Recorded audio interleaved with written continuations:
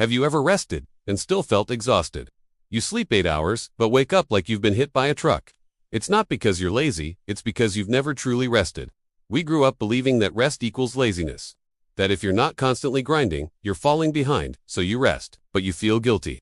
You binge shows you don't even enjoy. You scroll for hours and call it relaxing. But that's not rest. That's numbing with Wi-Fi. And here's what we forget. Rest isn't stopping. It's sharpening the blade. Let me tell you a story. A young man challenged an old lumberjack to a woodcutting contest. He chopped non-stop, while the old man took breaks drinking tea, even napping. At sunset, they measured the wood. The old man won. Why? Because every time he sat down, he sharpened his axe. That's what real rest does. It doesn't make you soft. It makes you sharp. But what most of us do today isn't rest. It's strategic escape. We eat while scrolling. We relax by overstimulating our brains. And we wake up more tired than before.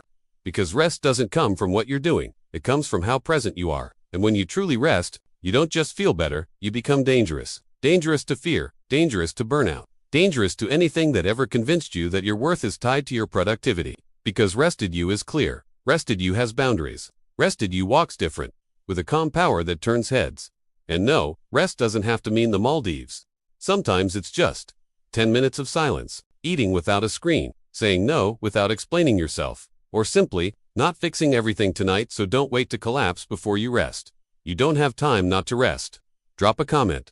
Sharpening my axe. If you're ready to rest so well, you come back dangerous.